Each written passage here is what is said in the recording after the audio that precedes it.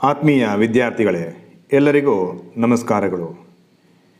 ಈ ಒಂದು ವಿಡಿಯೋದಲ್ಲಿ 2ನೇ ಅಧ್ಯಾಯಕ್ಕೆ ಸಂಬಂಧಪಟ್ಟಂತೆ 5 ಅಂಕದ ಮತ್ತು 10 ಅಂಕದ ಪ್ರಶ್ನೆಗಳಿಗೆ ಉತ್ತರಗಳನ್ನು ನಿಮ್ಮ ಮುಂದೆ ಪ್ರಸ್ತುತಪಡಿಸ್ತಿದ್ದೇನೆ. ಪ್ರಮುಖವಾಗಿ 5 ಅಂಕದ ಪ್ರಶ್ನೆಗಳಿಗೆ ಮತ್ತು 10 ಅಂಕದ ಪ್ರಶ್ನೆಗಳಿಗೆ ಹೇಗೆ ನೀವು ಉತ್ತರಗಳನ್ನು ಬರೀಬೇಕು ಅಂತ ಹೇಳುವಂಥದ್ದು. ಮೊದಲಿಗೆ 5 ಅಂಕದ ಪ್ರಶ್ನೆಗಳಿಗೆ ಸಂಬಂಧಪಟ್ಟಂತೆ ಕಡ್ಡಾಯವಾಗಿ ಪೀಠಿಕೆ ಮತ್ತು ಉಪಸಂಹಾರವನ್ನು 5 ಅಂಕದ ಮತ್ತು 10 ಅಂಕದ ಪ್ರಶ್ನೆಗಳಿಗೆ ಬರೆಯಿರಿ. ಈ ಕೆಳಗಿನ ಪ್ರಶ್ನೆಗಳನ್ನು 15ರಿಂದ 20 ವಾಕ್ಯಗಳಲ್ಲಿ ಉತ್ತರಿಸಿ. ಪ್ರತಿಯೊಂದಕ್ಕೂ 5 ಅಂಕಗಳು. ಈ 5 ಅಂಕದ ಪ್ರಶ್ನೆಗಳಿಗೆ 15ರಿಂದ 20 ವಾಕ್ಯಗಳಲ್ಲಿ ಬರೀಬೇಕಾಗ್ತದೆ. ಅಂದರೂ ಸುಮಾರು 1ರಿಂದ 1.5 ಪುಟಗಳಲ್ಲಿ ನೀವು ವಿವರಣೆಗಳನ್ನು ನೀಡಬೇಕಾಗ್ತದೆ. ಪ್ರಮುಖವಾಗಿ ನಾನು ಮೊದಲೇ ತಿಳಿಸಿದ ಹಾಗೆ ಪೀಠಿಕೆಯನ್ನು ಕಡ್ಡಾಯವಾಗಿ ಬರೆಯಿರಿ. ಮೊದಲನೆಯ ಪ್ರಶ್ನೆ, ಭೂಮಿಯ ಮೇಲ್ಮೈ ಅಥವಾ ಕ್ರಸ್ಟ್ ಹೇಗೆ ರಚನೆಯಾಯಿತು? ಭೂಮಿಯ ಮೇಲ್ಮೈ ಅಥವಾ ಕ್ರಸ್ಟ್ ಹೇಗೆ ರಚನೆಯಾಯಿತು? ಪೀಠಿಕೆ, ಭೂಮಿಯು ಸೌರವ್ಯೂಹದಲ್ಲಿನ ಒಂದು ಗ್ರಹವಾಗಿದೆ. ಭೂಮಿಯ ಮೇಲೆ ಮಾತ್ರ ಜೀವ ವಿಕಸನಗೊಂಡಿದೆ. ಸುಮಾರು 4.5 ಬಿಲಿಯನ್ ವರ್ಷಗಳ ಪೂರ್ವದಲ್ಲಿ ಭೂಮಿಯು ಉಗಮವಾಯಿತೆಂದು ಹೇಳಲಾಗಿದೆ.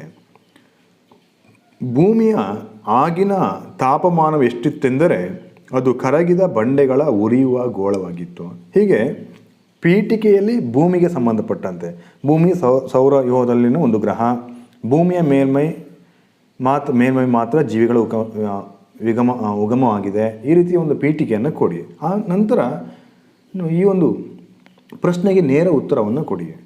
ಹಲವು ಮಿಲಿಯನ್ ವರ್ಷಗಳ ಕಾಲ ಕರಗಿದ ಬಿಸಿಗೋಳವಾಗಿದ್ದ ಭೂಮಿಯು ಕ್ರಮೇಣ ತಂಪಾಗಲು ಆರಂಭಿಸಿತು. ಅಂತೆಯೇ ಜ್ವಾಲಾಮುಖಿಗಳ ಸ್ಫೋಟಗಳು ಕಡಿಮೆಗೊಂಡವು. ನಿಧಾನವಾಗಿ ಬಿಸಿಗೋಳವಾಗಿದ್ದ ಭೂಮಿ ತಂಪಾಗಲು ಆರಂಭಿಸಿತು ಮತ್ತು ಜ್ವಾಲಾಮುಖಿಗಳ ಸ್ಫೋಟ ಕಡಿಮೆಯಾಯಿತು. ಭೂಮಿಯ ಮೇಲ್ಪದರವು ಗಟ್ಟಿ ಶಿಲೆಯಾಗಿ ಮಾರ್ಪಟ್ಟಿತು. ಇದನ್ನು ಭೂಮಿಯ ಕ್ರಸ್ಟ್ ಎಂದು ಕರೆಯಲಾಗುತ್ತದೆ. ತಂಪಾಗುವಿಕೆಯ ಪ್ರಕ್ರಿಯೆ ಮುಂದುವರೆದು ಭೂಮಿಯ ಮೇಲ್ಪದರವು ಕುಗ್ಗಲಾರಂಭಿಸಿ ಬೆಟ್ಟಗಳು ಹಾಗೂ ಕಣಿವೆಗಳು ಸೃಷ್ಟಿಯಾದವು. ಒಂದು ಸೇಬಿನ ಹಣ್ಣನ್ನು ಹಲವು ದಿನಗಳ ಕಾಲ ಒಣಗಲು ಬಿಟ್ಟಾಗ ಅದರ ಮೇಲ್ಮೈಯಲ್ಲಿ ಉಂಟಾಗುವ ಮಡಿಕೆಗಳನ್ನು ಈ ಪ್ರಕ್ರಿಯೆಗೆ ಹೋಲಿಸಿ ಅರ್ಥ ಮಾಡಿಕೊಳ್ಬೋದು. ಅಂದರೆ ಉದಾಹರಣೆ ಹೇಳೋದಾದರೆ, ಸೇಬು ಹಣ್ಣನ್ನು ಹಲವು ದಿನಗಳ ಕಾಲ ಒಣಗಲು ಬಿಟ್ಟರೆ ಏನಾಗ್ತದೆ, ಹಾಗೆ ಭೂಮಿಯ ಮೇಲ್ಭಾಗದಲ್ಲಿ ಬೆಟ್ಟಗುಡ್ಡಗಳು, ಕಣಿವೆಗಳು ಹೇಗೆ ಸೃಷ್ಟಿಯಾದವು ಅಂತ ಹೇಳುವಂಥದ್ದು. ಜ್ವಾಲಾಮುಖಿಗಳಿಂದ ಬಿಡುಗಡೆಯಾದ ಅನಿಲಗಳು ಭೂಮಿಯ ಆರಂಭಿಕ ವಾತಾವರಣವನ್ನು ಸೃಷ್ಟಿಸಿತು.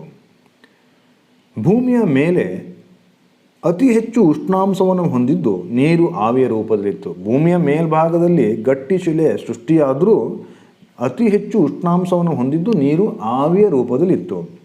ಭೂಮಿಯು ಮತ್ತೂ ತಂಪಾಗಲು ಆರಂಭಿಸಿದಂತೆ ಆವಿಯು ಮೋಡಗಳಾಗಿ ನಂತರ ಧಾರಾಕಾರವಾಗಿ ಮಳೆ ಸುರಿಯಲು ಆರಂಭಿಸಿತು.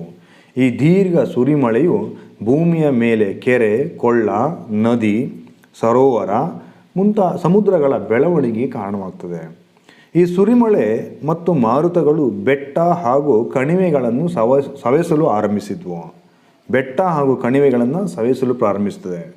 ಶಿಲೆಗಳು ಸಣ್ಣ ಸಣ್ಣ ಕಣಗಳಾಗಿ ಸವೆದು ಮರಳು, ಮಣ್ಣು ಮತ್ತು ಸಮುದ್ರಗಳ ತಳ ನಿರ್ಮಾಣಗೊಂಡವು. ಈ ರೀತಿಯಲ್ಲಿ ಭೂಮಿಯ ಮೇಲ್ಮೈ ಸೃಷ್ಟಿಯಾದರೂ ಭೂಮಿಯ ಮೇಲೆ ಜೀವ ಉದಯಿಸಲು ಪೂರಕ ವಾತಾವರಣ ಇನ್ನೂ ಸಿದ್ಧಗೊಂಡಿರಲಿಲ್ಲ. ಏಕೆಂದರೆ ಭೂಮಿಯು ವಾತಾವರಣ ವಿಷಯುಕ್ತವಾಗಿತ್ತು. ಸೊ ಈ ರೀತಿಯಲ್ಲಿ ಭೂಮಿಯ ಮೇಲ್ಮೈ ಸೃಷ್ಟಿಯಾದರೂ ಜೀವಿಗಳ ಉಗಮಕ್ಕೆ ಪೂರಕವಾಗಿರಲಿಲ್ಲ.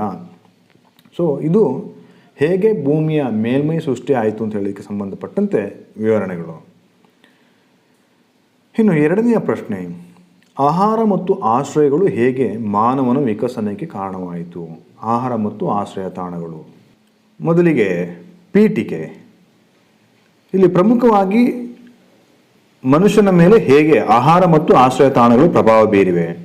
ಆಹಾರ ಮತ್ತು ಆಶ್ರಯ ತಾಣಗಳು ಮಾನವನ ವಿಕಸನ ಪ್ರಕ್ರಿಯೆಯಲ್ಲಿ ಬಹುಮುಖ್ಯ ಪಾತ್ರವನ್ನು ನಿರ್ವಹಿಸಿವೆ.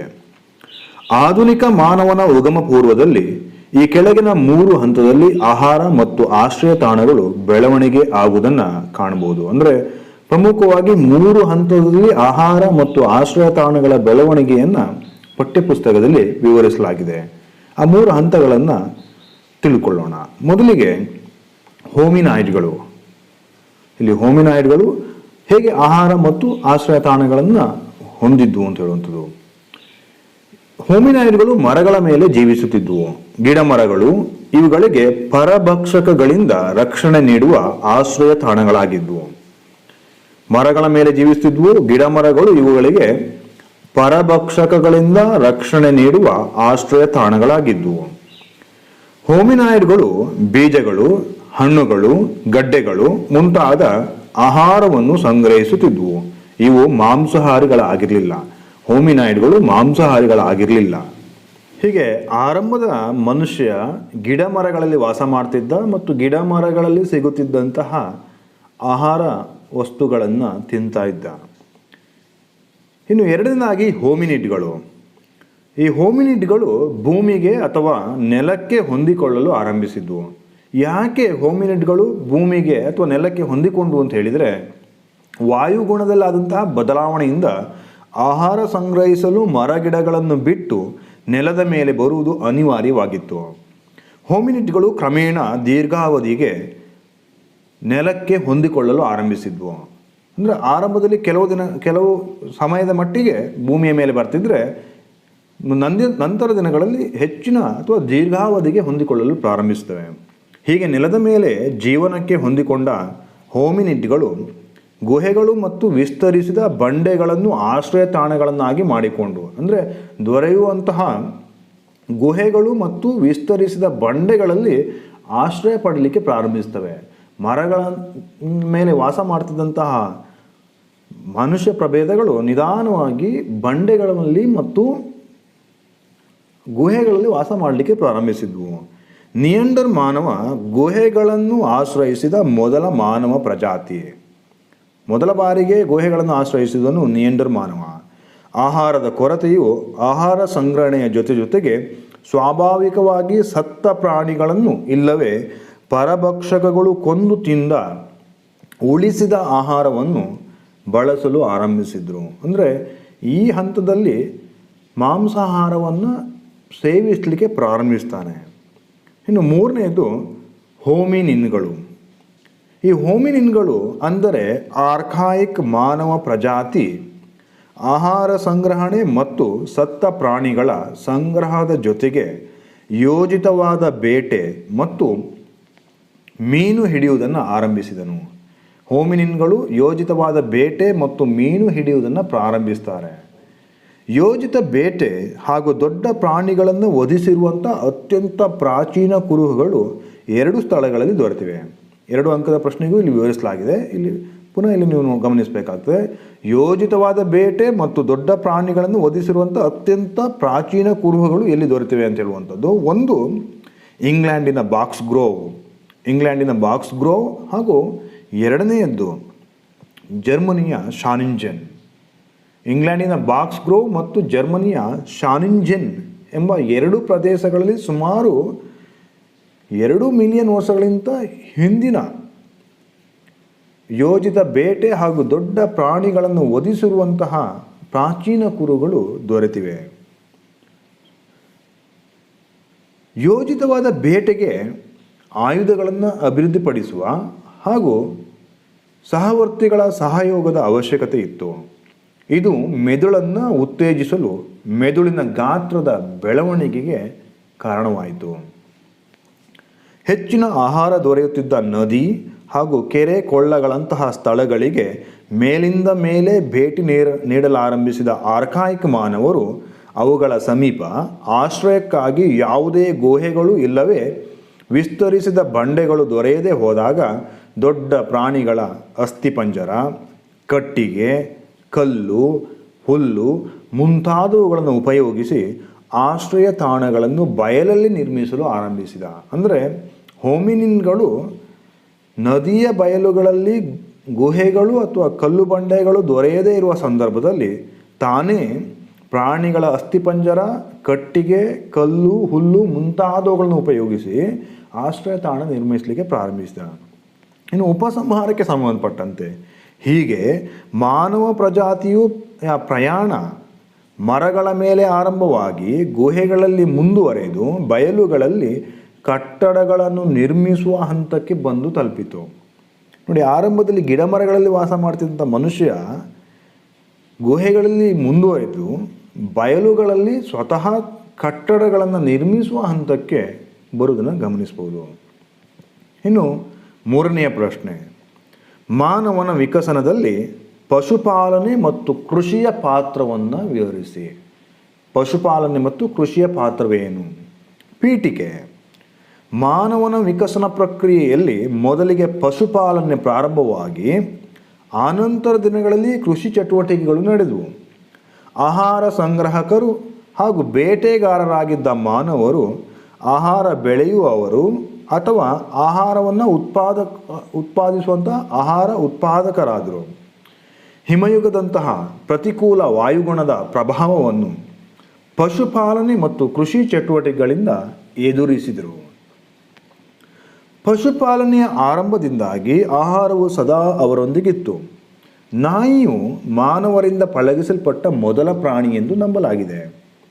ನಾಯಿಯು ಬೇಟೆಗಾರನಾಗಿದ್ದ ಮಾನವನ ಆಶ್ರಯ ತಾಣಗಳ ಬಳಿ ಮೂಳೆ ಮತ್ತು ಮಾಂಸದ ತುಣುಕುಗಳಿಗಾಗಿ ಸುಳಿಯಲು ಆರಂಭಿಸಿತು. ಅಂದರೆ ನಾಯಿ ಮೊದಲ ಬಾರಿಗೆ ಮನುಷ್ಯನಿಂದ ಪಳಗಿಸಲ್ಪಟ್ಟಂತಹ ಪ್ರಾಣಿ ಅಂತೇಳಿ ಅಭಿಪ್ರಾಯ ಪಡಲಾಗ್ತದೆ. ಯಾಕೆಂದರೆ ನಾಯಿ ಬೇಟೆಗಾರನಾಗಿದ್ದ ಮನುಷ್ಯನೊಂದಿಗೆ ಅವನಲ್ಲಿ ದೊರೆಯುವಂತಹ ಮಾಂಸ ತುಣುಕುಗಳಿಗಾಗಿ ಅವನೊಂದಿಗೆ ಸುಳಿತಾ ಇತ್ತು. ನಾಯಿಯ ಬಳಿಕ ಕುರಿ, ಮೇಕೆ, ಹಸು, ಬೆಕ್ಕು, ಒಂಟೆ ಮತ್ತು ಕುದುರೆಗಳನ್ನು ಪಳಗಿಸಲು ಪ್ರಾರಂಭಿಸಿದ.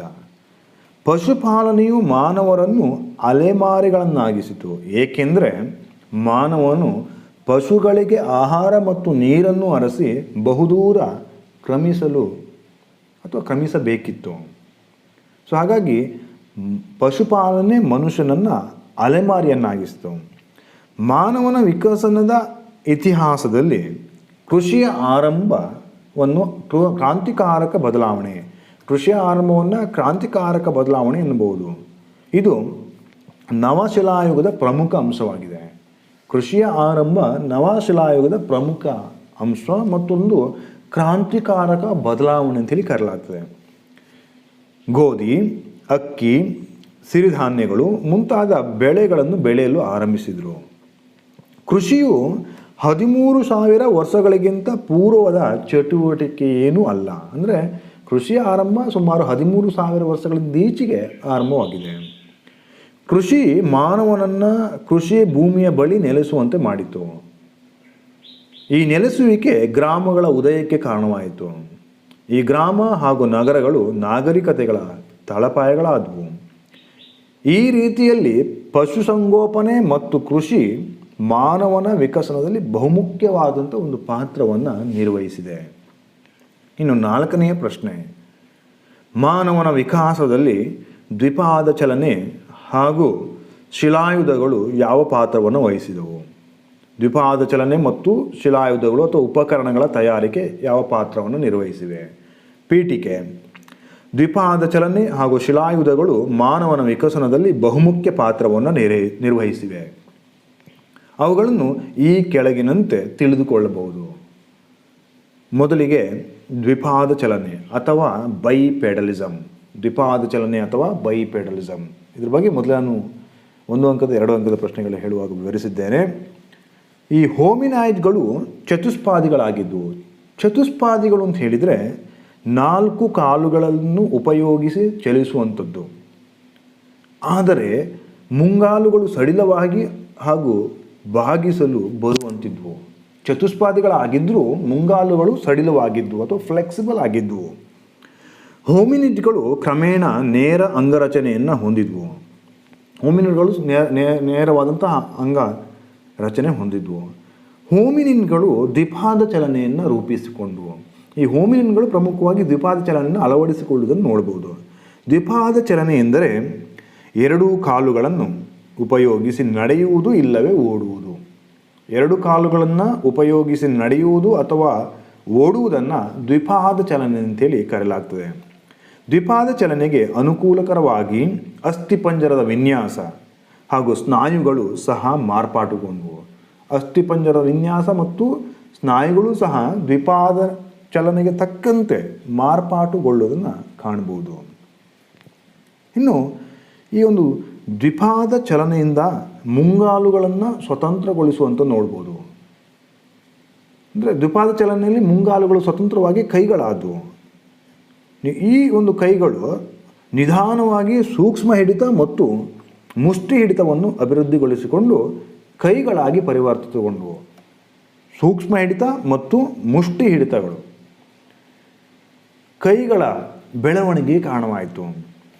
ಇದು ಬೇಟೆಯಾಡಲು ಹಾಗೂ ಪರಭಕ್ಷಕಗಳಿಂದ ರಕ್ಷಿಸಿಕೊಳ್ಳಲು, ಆಯುಧಗಳನ್ನು ತಯಾರಿಸಲು ಹಾಗೂ ಆಯುಧಗಳನ್ನು ಉಪಯೋಗಿಸಲು ಸಹಕಾರಿಯಾಯಿತು.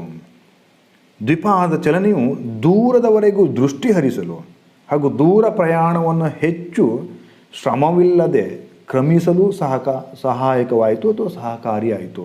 ಅಂದರೆ ದ್ವಿಪಾದ ಚಲನೆ ಮನುಷ್ಯನ ವಿಕಸನ ಪ್ರಕ್ರಿಯೆಯಲ್ಲಿ ಬಹುಮುಖ್ಯವಾದ ಪಾತ್ರವನ್ನು ನಿರ್ವಹಿಸಿದೆ. ಬೇರೆ ಬೇರೆ ರೀತಿಯಲ್ಲಿ ಇದು ಸಹಕಾರಿಯಾಗುವುದನ್ನು ನೋಡ್ಬೋದು.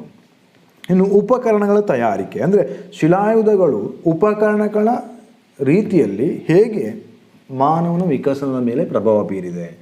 ಉಪಕರಣಗಳು ಅಥವಾ ಆಯುಧಗಳ ಉಪಯೋಗ ಕೇವಲ ಮಾನವರಿಗೆ ಸೀಮಿತವಾಗಿರದೆ ಕೆಲವು ವಾನರಗಳು ಗಟ್ಟಿಯಾದ ಕಾಯಗಳು ಮತ್ತು ಬೀಜಗಳನ್ನು ಒಡೆಯಲು ಕಲ್ಲುಗಳನ್ನು ಉಪಕರಣಗಳಾಗಿ ಉಪಯೋಗಿಸುತ್ತವೆ. ಆದರೆ ಮಾನವನ ಉಪಕರಣಗಳ ಬಳಕೆ ವಾನರಗಳ ಉಪಕರಣ ಬಳಕೆಗಿಂತ ಬಹಳ ಸುಧಾರಿತವಾದುದು. ಅಂದರೆ ಮನುಷ್ಯ ಉಪಯೋಗಿಸುವಂಥ ಪ್ರಕ್ರಿಯೆ ವಾನರಗಳ ಉಪಯೋಗಿಸುವ ಪ್ರಕ್ರಿಯೆಗಿಂತ ಹೆಚ್ಚು ಸುಧಾರಿತವಾಗಿರೋದನ್ನು ನೋಡ್ಬೋದು. ಉಪಕರಣಗಳನ್ನು ನಿರ್ಮಿಸುವ ಮತ್ತು ಬಳಸುವ ಪ್ರಕ್ರಿಯೆಗೆ ಹೆಚ್ಚಿನ ಬುದ್ಧಿಶಕ್ತಿಯ ಅವಶ್ಯಕತೆ ಇತ್ತು. ಕಟ್ಟಿಗೆ, ಮೂಳೆ ಮತ್ತು ಶಿಲೆಗಳನ್ನು ಉಪಯೋಗಿಸಿ ಉಪಕರಣಗಳನ್ನು ತಯಾರಿಸಲ್ಪಡುತ್ತಿತ್ತು.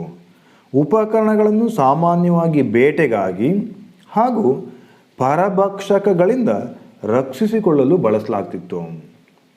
ಕಲ್ಲಿನ ಉಪಕರಣಗಳ ಬಳಕೆಯನ್ನು ಇತಿಹಾಸದಲ್ಲಿ ಶಿಲಾಯುಗ ಎಂದು ಅಭ್ಯಸಿಸಲಾಗುತ್ತದೆ. ಉಪಕರಣಗಳ ತಯಾರಿಕೆ ಮತ್ತು ಅವುಗಳ ಬಳಕೆ ಮುಂಗಾಲುಗಳನ್ನು ಕೈಗಳಾಗಿ ಪರಿವರ್ತಿತವಾಗಲು ಹಾಗೂ ಮೆದುಳಿನ ಗಾತ್ರದ ಏರಿಕೆಗೂ ಕಾರಣವಾಗಿದೆ. ಅಂದರೆ ಒಂದಕ್ಕೊಂದಕ್ಕೆ ಪೂರಕವಾಗಿ ಮೆದುಳಿನ ಬೆಳವಣಿಗೆಗೂ ಉಪಕರಣಗಳ ತಯಾರಿಕೆ ಪ್ರಭಾವ ಬೀರುವುದನ್ನು ಗಮನಿಸ್ಬೋದು. ನಮಗೆ ದೊರೆತಿರುವಂಥ ಅತ್ಯಂತ ಪುರಾತನ ಉಪಕರಣಗಳು ಎಂದರೆ ಸುಮಾರು 2.6 ಮಿಲಿಯನ್ ವರ್ಷಗಳ ಪೂರ್ವದ ಇಥಿಯೋಪಿಯಾದ ಓಲ್ಡವಾನ್ ಶಿಲಾಯುಧಗಳು. ಇವು ಅತ್ಯಂತ ಹಳೆಯ ಶಿಲಾಯುಧಗಳು ಅಂತೇಳಿ ಗುರುತಿಸಲಾಗ್ತದೆ. ಈ ಉಪಕರಣಗಳನ್ನು ತಯಾರಿಸುವ ನೈಪುಣ್ಯತೆಯನ್ನು ಆಧರಿಸಿ ಶಿಲಾಯುಗವನ್ನು 3 ಹಂತಗಳಾಗಿ 3 ಭಾಗಗಳಾಗಿ ವಿಂಗಡಿಸಲಾಗಿದೆ. ಅವುಗಳೆಂದರೆ ಪ್ರಾಚೀನ ಶಿಲಾಯುಗ, ಮಧ್ಯ ಶಿಲಾಯುಗ ಮತ್ತು ನವಶಿಲಾಯುಗ, ಪೇಲಿಯೋಲಿಥಿಕ್, ಮೆಸೊಲಿಥಿಕ್ ಮತ್ತು ನಿಯೋಲಿಥಿಕ್ ಎಂದು 3 ಭಾಗಗಳನ್ನಾಗಿ ವಿಂಗಡಿಸಲಾಗಿದೆ. ಅಂತೆಯೇ ಉಪಕರಣಗಳನ್ನು ಲೋಹಗಳಿಂದ ತಯಾರಿಸುವಾಗ ಸಂಬಂಧಿಸಿದಂತೆ ಲೋಹಗಳಿಂದ ತಯಾರಿಸಿದಂತಹ ಕಾಲವನ್ನು ಲೋಹಯುಗ ಅಂತೇಳಿ ಕರೆಯಲಾಗ್ತದೆ. ಆಸ್ಟ್ರಲೋಪಿಥಿಕಸ್ ನೈಸರ್ಗಿಕವಾಗಿ ದೊರೆಯುವ ಶಿಲೆಗಳನ್ನು ಆಯುಧವಾಗಿ ಮೊದಲಿಗೆ ಬಳಸಿದ ಪ್ರಜಾತಿಯಾಗಿತ್ತು. ನೈಸರ್ಗಿಕವಾಗಿ ದೊರೆಯುವಂಥ ಕಲ್ಲುಗಳನ್ನು ಉಪಕರಣಗಳಾಗಿ ಉಪಯೋಗಿಸಿದ್ದು ಆಸ್ಟ್ರಲೋಪಿಥಿಕಸ್. ಆದರೆ ನೈಸರ್ಗಿಕವಾಗಿ ಸಿಗುವಂಥ ಶಿಲೆಗಳನ್ನು ಆಯುಧಗಳನ್ನಾಗಿ ತಯಾರಿಸಿ ಬಳಸಿದ ಪ್ರಜಾತಿಯು ಹೋಮೋ ಹೆಬಿಲಸ್. ಅಂದರೆ ಭೂಮಿಯಲ್ಲಿ ನೈಸರ್ಗಿಕವಾಗಿ ಸಿಗುವಂತಹ ಕಲ್ಲುಗಳನ್ನು ತನಗೆ ಬೇಕಾದ ಹಾಗೆ ಮಾರ್ಪಾಟು ಮಾಡಿಕೊಂಡು ತಯಾರಿಸಿದಂತಹ ಪ್ರಜಾತಿ ಹೋಮೋ ಹೆಬಿಲಸ್. ಇನ್ನು 5ನೆಯ ಪ್ರಶ್ನೆ, ಆಧುನಿಕ ಮಾನವ ಉಗಮಿಸಿದ ಸ್ಥಳವನ್ನು ಕುರಿತು ಚರ್ಚಿಸಿ. ಆಧುನಿಕ ಮಾನವ ಉಗಮಿಸಿದ ಸ್ಥಳವನ್ನು ಕುರಿತು ಚರ್ಚಿಸಿ. ಈ ಆಧುನಿಕ ಮಾನವ ಎಲ್ಲಿ ಉಗಮಿಸಿದ ಅಂತ ಹೇಳೋಕ್ಕೆ ಸಂಬಂಧಪಟ್ಟಂತೆ ಮೊದಲಿಗೆ ಪೀಠಿಕೆ. ಆಧುನಿಕ ಮಾನವ ಅಂದರೆ ಇಂದಿನ ಮಾನವ ಪ್ರಜಾತಿಯು ಎಲ್ಲಿ ಉದಯಿಸಿತು ಎಂಬುದು ಒಂದು ಚರ್ಚೆಯ ವಿಷಯವಾಗಿದೆ. ಅಂದರೆ ಹಲವಾರು ಚರ್ಚೆಗಳು ನಡೀತಾ ಇವೆ. ಇತಿಹಾಸಕಾರರಲ್ಲಿ ಭಿನ್ನಾಭಿಪ್ರಾಯಗಳಿವೆ. ಈ ಕುರಿತು 2 ವಿಭಿನ್ನ ಸಿದ್ಧಾಂತಗಳಿವೆ. ಪ್ರಮುಖವಾಗಿ 2 ವಿಭಿನ್ನ ಸಿದ್ಧಾಂತಗಳನ್ನು ನಮ್ಮ ಪಠ್ಯಪುಸ್ತಕದಲ್ಲಿ ವಿವರಿಸಲಾಗಿದೆ. ಅವುಗಳೆಂದರೆ, ಮೊದಲನೆಯದ್ದು ಸ್ಥಳಾಂತರ ಸಿದ್ಧಾಂತ. ಸ್ಥಳಾಂತರ ಸಿದ್ಧಾಂತ ಅಥವಾ ಆಫ್ರಿಕಾ ಉಗಮ ಸಿದ್ಧಾಂತ, the replacement or African origin theory. ಹಾಗೆ ಎರಡನೆಯದ್ದು ಪ್ರಾದೇಶಿಕ ಮುಂದುವರಿಕೆ ಸಿದ್ಧಾಂತ. ಪ್ರಾದೇಶಿಕ ಮುಂದುವರಿಕೆ ಸಿದ್ಧಾಂತ, the regional continuity theory. Regional continuity theory. ಹೀಗೆ 2 ರೀತಿಯ ಸಿದ್ಧಾಂತಗಳನ್ನು ವಿವರಿಸಲಾಗಿದೆ. ಮೊದಲನೆಯದ್ದು ಸ್ಥಳಾಂತರ ಸಿದ್ಧಾಂತ ಅಥವಾ ಆಫ್ರಿಕಾ ಉಗಮ ಸಿದ್ಧಾಂತ. ಈ ಸಿದ್ಧಾಂತದ ಪ್ರಕಾರ ಆಧುನಿಕ ಮಾನವ ಪ್ರಜಾತಿಯು, ಅಂದರೆ ಹೋಮೋಸೆಫಿಯನ್ಸ್, ಆಫ್ರಿಕಾದಲ್ಲಿ ಆರಂಭಿಕ ಪ್ರಜಾತಿಗಳಿಂದ ವಿಕಸನಗೊಂಡ. ಆಫ್ರಿಕಾದಲ್ಲಿ ಆರಂಭಿಕ ಅಥವಾ ಆರ್ಕಾಯಿಕ್ ಪ್ರಜಾತಿಗಳಿಂದ ವಿಕಸಿಸಲ್ಪಟ್ಟ ಅಂಥೇಳಿ ಈ ಸಿದ್ಧಾಂತದ ಮಂಡನೆಕಾರರು ಹೇಳ್ತಾರೆ. ಆಫ್ರಿಕಾ ತನ್ನ ಪೋಷಣಾತ್ಮಕ ಉಷ್ಣವಲಯದಿಂದಾಗಿ ಹಾಗೂ ಹೆಚ್ಚಿನ ಮಳೆ ಮತ್ತು ಪ್ರಬಲ ಬೇಸಿಗೆ ಕಾಲಗಳಿಂದಾಗಿ ಮಾನವ ಪ್ರಜಾತಿಯು ಉಗಮಿಸಲು ಸೂಕ್ತ ವಾತಾವರಣವನ್ನು ಒದಗಿಸಿತು. ಅಂದರೆ ಆಫ್ರಿಕಾದಲ್ಲಿ ದೊರೆಯುವಂತಹ ಪೋಷಣಾತ್ಮಕವಾದಂಥ ಉಷ್ಣವಲಯ, ಹೆಚ್ಚಿನ ಮಳೆ ಹಾಗೂ ಪ್ರಬಲ ಬೇಸಿಗೆಗಳಿಂದಾಗಿ ಮನುಷ್ಯ ಪ್ರಜಾತಿ ಅಲ್ಲಿ ಉಗಮಿಸಿರಬಹುದು ಅಂತೇಳಿ ಹೇಳಲಾಗ್ತದೆ. ಹೀಗೆ ಆಫ್ರಿಕಾದಲ್ಲಿ ಉದಯಿಸಿದ ಆಧುನಿಕ ಮಾನವನ ಪ್ರಜಾತಿಯು ಜಗತ್ತಿನ ಬೇರೆ ಬೇರೆ ಭಾಗಗಳಿಗೆ ಬೇರೆ ಬೇರೆ ಸಮಯಗಳಲ್ಲಿ ವಲಸೆ ಹೋಗಿವೆ. ಹಾಗೆ ವಲಸೆ ಹೋದ ಆಧುನಿಕ ಮಾನವ ಪ್ರಜಾತಿಯು ಆ ಸ್ಥಳಗಳಲ್ಲಿದ್ದ ಮಾನವರ ತತ್ಪೂರ್ವಜ ಪ್ರಜಾತಿಗಳನ್ನು ಪಲ್ಲಟಗೊಳಿಸಿ ಪ್ರವರ್ಧಿಸಿದ್ವು. ಅಂದರೆ ಬೇರೆ ಪ್ರದೇಶಗಳಿಗೆ ವಲಸೆ ಹೋಗಿ ಅಲ್ಲಿ ಪ್ರವರ್ಧಮಾನಕ್ಕೆ ಬಂದವು ಅಂತ ಹೇಳುವಂಥದ್ದು. ಆಧುನಿಕ ಮಾನವ ಪ್ರಜಾತಿಯು ಅತ್ಯಂತ ಆರಂಭಿಕ ಪಳೆಯುಳಿಕೆಗಳು ಆಫ್ರಿಕಾದಲ್ಲಿ ದೊರೆತಿರುವುದು. ಆಧುನಿಕ ಮಾನವ ಪ್ರಜಾತಿಯ ಅತ್ಯಂತ ಆರಂಭಿಕ ಪಳೆಯುಳಿಕೆಗಳು ಆಫ್ರಿಕಾದಲ್ಲಿ ದೊರೆತಿರುವುದು ಹಾಗೂ ಜಗತ್ತಿನ ಎಲ್ಲ ಮಾನವನ ಅಂಗವಿನ್ಯಾಸ ಮತ್ತು ಶರೀರ ರಚನೆಯು ಸಮರೂಪತೆ ಹೊಂದಿರುವುದು ಈ ಸಿದ್ಧಾಂತವನ್ನು ಪುಷ್ಟೀಕರಿಸುತ್ತದೆ. ಎರಡನೆಯದ್ದು ಪ್ರಾದೇಶಿಕ ಮುಂದುವರಿಕಾ ಸಿದ್ಧಾಂತ, ದಿ ರೀಜನಲ್ ಕಂಟಿನ್ಯೂಟಿ ಥಿಯರಿ. ಈ ಸಿದ್ಧಾಂತದ ಪ್ರಕಾರ ಜಗತ್ತಿನ ವಿವಿಧ ಪ್ರದೇಶಗಳಲ್ಲಿ ಆಧುನಿಕ ಮಾನವ ಪ್ರಜಾತಿ ಆ ಪ್ರದೇಶಗಳಲ್ಲಿದ್ದ ತತ್ಪೂರ್ವಜ ಮಾನವ ಪ್ರಜಾತಿಗಳಿಂದ ವಿಕಸನ ಹೊಂದಿದವು. ಅಂದರೆ ಅದೇ ಪ್ರದೇಶಗಳಲ್ಲಿ ವಿಕಸನಗೊಂಡಿವೆ. ಇದು ಆಫ್ರಿಕಾದಲ್ಲಾದಂತೆ ಯುರೋಪ್, ಏಷ್ಯಾಗಳಲ್ಲಿಯೂ ನಡೆಯಿತು. ಆದರೆ ವಿಕಾಸದ ಗತಿಯು ಬೇರೆ ಬೇರೆ ಪ್ರದೇಶಗಳಲ್ಲಿ ಬೇರೆ ಬೇರೆ ಆಗಿದ್ದು, ವಿಕಾಸ ಆಗುವಂಥ ಪ್ರಕ್ರಿಯೆ ಅಥವಾ ಗತಿ ಬೇರೆ ಬೇರೆ ಪ್ರದೇಶಗಳಲ್ಲಿ ಬೇರೆ ಬೇರೆ ರೀತಿ ಆಗಿದೆ. ಆಫ್ರಿಕಾದಲ್ಲಿ ಸ್ವಲ್ಪ ವೇಗವಾಗಿ ಆಗಿರ್ಬೋದು, ಇತರ ಪ್ರದೇಶಗಳಲ್ಲಿ ನಿಧಾನವಾಗಿ ಆಗಿರ್ಬೋದು. ಜಗತ್ತಿನ ಮಾನವರಲ್ಲಿನ ವಿವಿಧತೆಯು ಈ ಸಿದ್ಧಾಂತಕ್ಕೆ ಪೂರಕ ಪುರಾವೆಯಾಗಿದೆ. ಅಂದರೆ ಜಗತ್ತಿನ ಮಾನವರಲ್ಲಿ ವಿವಿಧತೆಯನ್ನು ನಾವು ಕಾಣ್ಬೋದು. ಹಾಗಾಗಿ ಇದು ಈ ಸಿದ್ಧಾಂತಕ್ಕೆ ಪೂರಕವಾಗಿದೆ. ಇನ್ನು ಒಟ್ಟಾರೆ ಉಪಸಂಹಾರಕ್ಕೆ ಸಂಬಂಧಪಟ್ಟಂತೆ ಈ ರೀತಿಯಲ್ಲಿ ಮಾನವನ ಮೂಲಕ್ಕೆ ಸಂಬಂಧಿಸಿದಂತೆ ಇತಿಹಾಸಕಾರರಲ್ಲಿ ಭಿನ್ನಾಭಿಪ್ರಾಯಗಳನ್ನು ಗುರುತಿಸ್ಬೋದು. ಹಾಗಾಗಿ ಒಂದು ಸ್ಪಷ್ಟವಾದಂತಹ ಸಿದ್ಧಾಂತ ಇದುವರೆಗೆ ಮೂಡಿ ಬಂದಿಲ್ಲ. ಆಫ್ರಿಕಾ ಮೂಲದಲ್ಲೂ ಆಗಿರ್ಬೋದು ಅಥವಾ ಬೇರೆ ಬೇರೆ ಪ್ರದೇಶದಲ್ಲೂ ಮಾನವನ ಉಗಮವಾಗಿರ್ಬೋದು ಅಂಥೇಳಿ ನಾವು ಅಭಿಪ್ರಾಯ ಪಡ್ಬೋದು. ಇನ್ನು 10 ಅಂಕದ ಪ್ರಶ್ನೆಗಳಿಗೆ ಸಂಬಂಧಪಟ್ಟಂತೆ ಒಂದು 10 ಅಂಕದ ಪ್ರಶ್ನೆ ಈ ಒಂದು ಅಧ್ಯಾಯದಲ್ಲಿದೆ. ಈ ಕೆಳಗಿನ ಪ್ರಶ್ನೆಯನ್ನು 30ರಿಂದ 40 ವಾಕ್ಯಗಳಲ್ಲಿ ಉತ್ತರಿಸಿ. ಅಂದರೆ 30ರಿಂದ 40 ವಾಕ್ಯಗಳು ಸುಮಾರು 2ರಿಂದ 3 ಪುಟಗಳಲ್ಲಿ ವಿವರಿಸಬೇಕಾಗ್ತದೆ. ಕಡ್ಡಾಯವಾಗಿ ಪೀಠಿಕೆ ಮತ್ತು ಉಪಸಂಹಾರವನ್ನು ಬರೆಯಿರಿ. ಮಾನವನ ವಿಕಸನಕ್ಕೆ ಕಾರಣವಾದ ಪ್ರಮುಖ ಅಂಶಗಳನ್ನು ಚರ್ಚಿಸಿರಿ. ಹೇಗೆ ಮಾನವನ ವಿಕಸನವಾಗಿದೆ ಅದರ ಮೇಲೆ ಕಾರಣವಾದ ಪ್ರಮುಖ ಅಂಶಗಳನ್ನು ನಿಮ್ಮ ಪಠ್ಯಪುಸ್ತಕದಲ್ಲಿ ಪ್ರಮುಖವಾಗಿ 8 ಅಂಶಗಳನ್ನು ವಿವರಿಸಲಾಗಿದೆ. ಮೊದಲಿಗೆ ಪೀಠಿಕೆ. ಭೂಮಿಯು ಸೌರವ್ಯೂಹದಲ್ಲಿನ ಒಂದು ಗ್ರಹವಾಗಿದೆ. ಭೂಮಿಯ ಮೇಲೆ ಮಾತ್ರ ಜೀವ ವಿಕಸನಗೊಂಡಿದೆ. ಭೂಮಿಯು ಸೌರವ್ಯೂಹದಲ್ಲಿನ ಒಂದು ಗ್ರಹವಾಗಿದೆ. ಭೂಮಿಯ ಮೇಲೆ ಮಾತ್ರ ಜೀವ ವಿಕಸನಗೊಂಡಿದೆ. ಸುಮಾರು 4.5 ಬಿಲಿಯನ್ ವರ್ಷಗಳ ಪೂರ್ವದಲ್ಲಿ ಭೂಮಿ ಉಗಮವಾಯಿತೆಂದು ಹೇಳಲಾಗಿದೆ. ಆದರೆ ಮಾನವರನ್ನು ಹೋಲುವ ಜೀವಿಗಳು ಭೂಮಿಯ ಮೇಲೆ ಸುಮಾರು 5.6 ಮಿಲಿಯನ್ ವರ್ಷಗಳು ಬೇಕಾದವು.